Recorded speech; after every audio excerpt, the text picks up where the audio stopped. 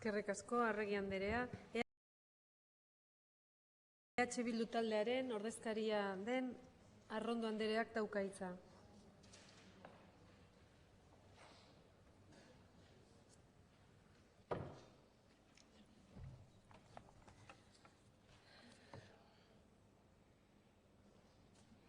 Eskerrik asko, presidente andrea.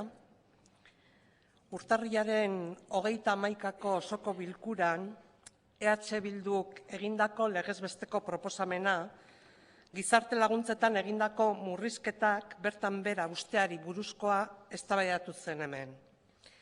Azaroaren 24ko 4/2011ko legean eman ziren atzerapausoak eta murrizketak berreskuratzeko asmoarekin egindako proposamena zen hain zuzen ere. Eta gaur, talde popularrak aurkeztuta, eztabaidatzen ari garen gaia bertan zegoen, proposamen hartan zegoen, beste batzuen artean noski. Eta justu proposatzen genuena lehen uste dut Garrido andreak komentatu duela, proposatzen genuena justu kontrakoa zen. Gizarte laguntzak jasotzen dituzten pertsonek komunitatearen onerako lanak egitearen aukera ahalbideratzen duen puntua bertan bera gelditu behar zela aldarrikatzen genuen eta eskatzen genuen. 2011ko legeak ateak ireki zituen horretarako eta gaur orduan bezala lotsa gutxi erakutsiz atal horren garapena eskatzen da.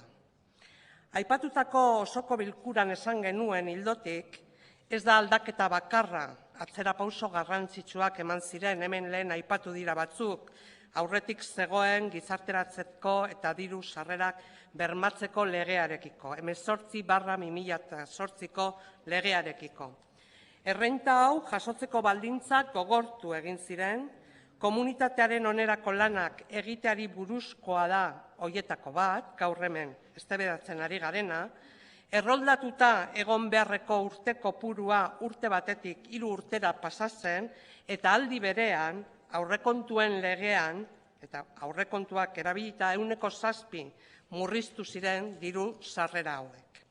Ondorioz, guzti horren ondorioz, pertsona asko izan ziren diru sarrerari gabe utzi zituenak.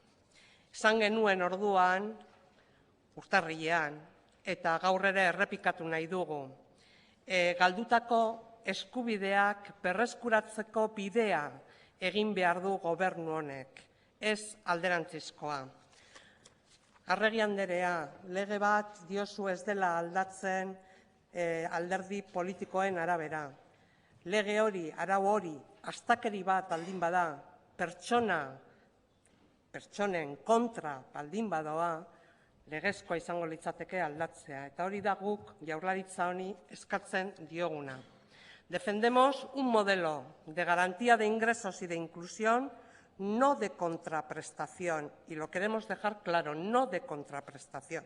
Se debe buscar la inserción social plena, siendo la renta de garantía de ingresos y la prestación complementaria de vivienda, hoy insuficientes, un medio y acicate para ello, para esa inclusión social. Es hora de empezar a hablar más de derechos sociales y menos de ayudas sociales. La creación de una prestación social sustitutiva, servicios a la comunidad se dice, para la obtención de un derecho implica la comparación efectiva entre una persona perceptora de un derecho social con quienes son sancionadas por conductas delictivas. No es de recibo desde nuestro punto de vista. Sabemos, además, que un gran número de personas preceptoras son mujeres y nos preocupa. Zeren baitan egin behar dute lan hori, lan komunitario hori? Jasotzen duten diruaren kopuruaren arabera? Diru osoa edo diru sarrera osoa jasotzen badute, lan komunitario gehiago. Bere soldata osatzeko diru kopuru txikiago bat jasotzen baldin badute, lan komunitario gutxiago. Eta diru laguntza jasotzen dituzten enpresak ere egin behar dute lan hori. Politikariek, hemen gaudenok, alderdi politikoak, baita, zeren diru publikoa jasotzen dugu. Larrialdiko egoeretan, herri honetan, komunitatearen alde jendarte osoak parte hartzen du eta hartu behar du. Herri honetan auzolana aspalditik ezagutzen dugu. Baina ez du zentzurik egoera horietan, eta ez da bidezkoa gaizkien pasatzen ari direnei, edo gaizkien pasatzen ari diren pertsonei, bereziki eskatzea lan egoera berezietan lan egitea. Instituzioek, kasu honetan, Jaurlaritzak, izan behar dintuen lehentasunak gure ustez beste batzuk izan behar dute. Eta pertsonak dituzten benetako arazoei erantzun behar die. Pertsonei arreta ona eskaintzeko zerbitzua ziurtatzea. Epe labur batean dagozkien laguntzak eta eskubideak bermatzea. Enplegua ahalbideratzea. Inor babesi gabe ez egotea. Hori izan behar da helburua eta hor ipini behar dira energia guztiak. Pertsonen duintasuna bermatzea ezinbestekoa delako. Talde Popularrak egin duen proposamena benetan guztiz tokiz kanpokoa da. Egoera horretan dauden pertsonentzat iraingarria gainera. Eta badirudi zorretan daudela uneoro, edo bestela susmopean, edo bestela zigortu egin behar zaiela kontraprestazio bat ematen.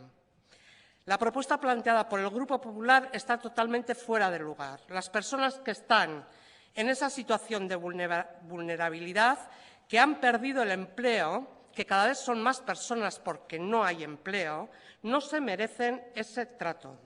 Parece que están permanentemente en deuda por no tener los recursos necesarios para poder vivir con dignidad. Se les controla, un control en muchos casos fuera de lugar, tuve ocasión de decirlo en unas sesiones atrás. Cada vez tienen condiciones más restrictivas para poder acceder a la prestación y además ahora se les va a pedir una contraprestación. Todo eso por no tener empleo, entre otras cosas, empleo que no existe. Alderdi sozialistak ez dut ezer berezirik esateko, ulertzen dut proposamena beraiena izan zen lege hura eta beraz hor dago, ez? Eusko Alderdi Jeltzaleak ontzat ematen du kontraprestazioa naiz eta jakin, eragileak, sektore honetan lan egiten duten eragileak, hirugarren sektoreko eragileak, ez datozela bat proposamen honekin, ez da gai honekin, eta ez dutela onartuko. Ez da momentua aztertu eta antzeko gauzak zuek adostutako testuan agertzen den bezala mahai gainean ipintzeko. Ordua da, benetan lan egiteko eta eskubide sozialak bermatzeko. Nun dagoen muga, enplegua ea ordezkatzen den edo ez den ordezkatzen den ere, aukera izango dugu batzordean hitz egiteko honetaz. Muga hori ipintzea ez da erresa derrigortasunaz hitz egiten ari denean gai honetan. Pobrezian bizi diren pertsonen kopurua edo pobrezia arriskuan daudenak egunetik egunera gehitzen ari den honetan, horrelako proposamenen inguruan eztabaidatzen ibiltzea lotsa sentiarazi beharko liguke legebiltzar honetan gaudenei. Ni behintzat horrela sentitzen naiz. Denbora galtze bat, pertsona gaizkien pasatzen ari diren pertsonetaz horrelako neurriak hartzen. Ez dut komentatu, baina gaur UPyDek aurkeztutako proposamenak eta guk urtarrilan proposatutakoak berdinak dira. Beraz, argi esaten dut ez dugula bat egingo adostu duzuenarekin. Eskerrik asko. Eskerrik asko, Arrondo Andrea. Erantzunen txandan sartu.